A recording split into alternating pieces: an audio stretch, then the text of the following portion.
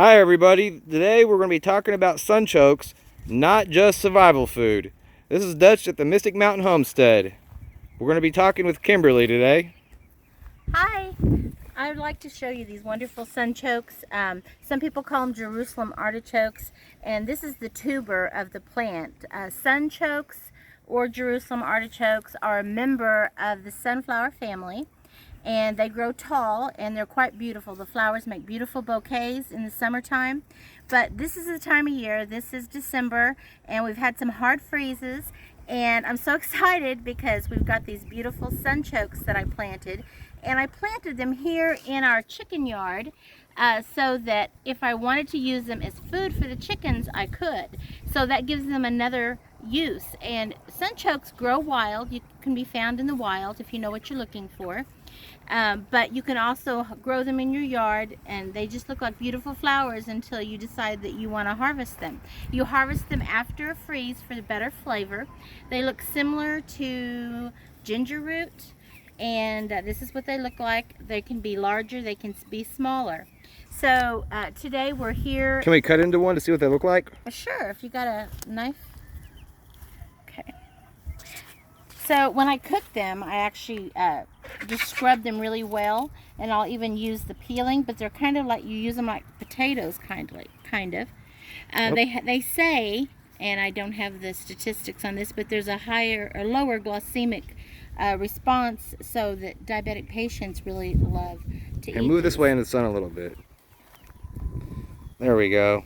Yeah, and you just use them like potatoes. Yeah, they look like potatoes. One of my favorite ways to use these is when I get a nice little harvest, I will scrub them with a vegetable brush, chop them into little pieces, and put them in the oven with a little olive oil mixed in with them, with some bell pepper and a little bit of garlic and salt and pepper, and just bake them until they're kind of a golden brown, and they are a favorite.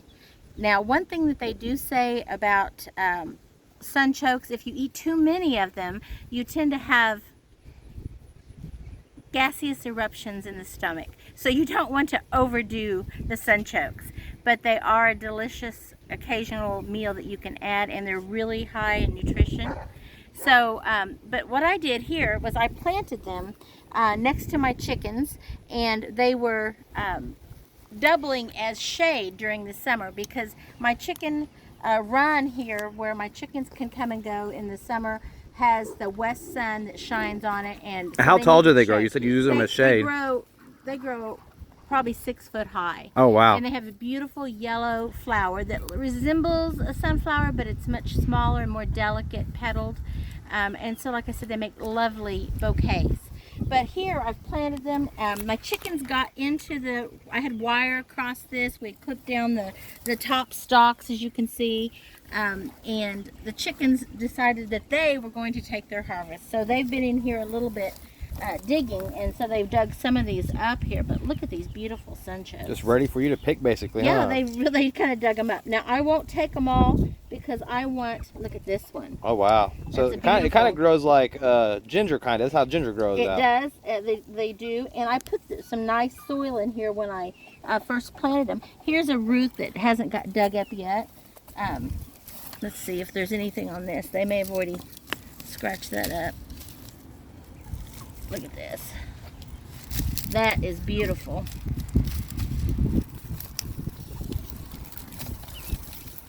Look at that. Some smaller ones, and it's easy to miss them when you're harvesting. So if you wanted to relocate your sunchokes completely, I would suggest that you be prepared to be able to pull some up if you didn't want them in that location anymore. But when you're choosing a place to put them, you're going to want to put them somewhere where they can get plenty of sun. And that's why I chose this nice location. Plus, they served a purpose of providing shade for my chickens in the heart of summertime.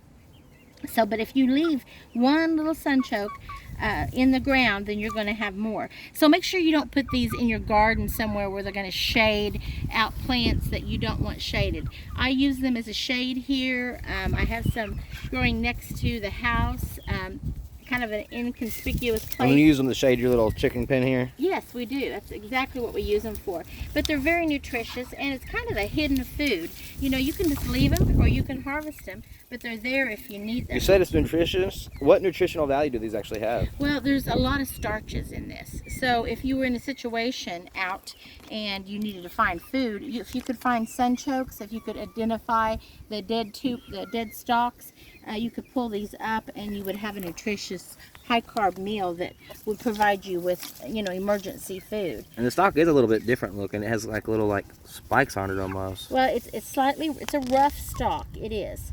And if we were in a different season, you would see how beautiful the flowers and the leaves are. But they do resemble and are related to the sunflower family. So this is a really good thing. I like having things in my yard and in my chicken yard and in my garden that provide extra food and nutrition, and inconspicuous but still provides beauty and food at the same time. And I can use it for my chickens. My chickens really like it. So, and the chickens will dig them up. Even in my yard, if they get up into the yard, they will just dig them up. And I have to watch it or I won't get a harvest of them. But it's kind of like digging for the potatoes, almost like digging potatoes here, because you just run your fingers through the soil and you're going to find these beautiful sunchokes. Now some of these I'm going to put right back in. Because have you ever mashed these up like mashed potatoes? I have, and they're wonderful. You can add garlic to it, like if you're making garlic mashed potatoes. I've done them like mashed potatoes. I've done them like fried potatoes. I've done them in the oven style, is one of our favorites, with the bell pepper and a little bit of garlic and olive oil and salt and pepper. And it's an easy thing, and I'm all about those easy meals that you can put in the oven. But they're just delicious. And sometimes I've had friends over and I've fixed these and they're just like, what is that? You know, and they thought it was potatoes at first, and then once they tasted them, they're like, oh, I need to grow some of those. So I've shared these tubers with many people over the years. And when I first got started, it was one of a bee associate that is a beekeeper, and gave these to me, gave me just a couple little tubers, and I planted it, and now I've have them in several places here on the property. Where do they originate from? Do you know? I don't know. I do know that they grow wild. They're alongside roads. A lot of times you can see where they're growing. So it's a Native American thing. I believe so, but they are called Jerusalem artichokes by many. And when I say Native American, I don't mean like Indian guys. I mean just like native to America. I'm not 100% sure, but I know that they are. They may be Native American. I don't know. They may be.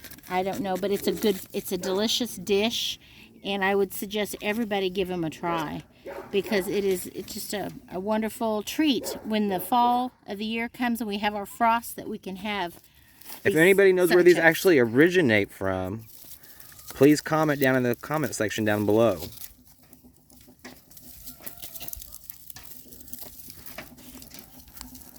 All right, everybody, until next time, like, subscribe, and remember to share the video.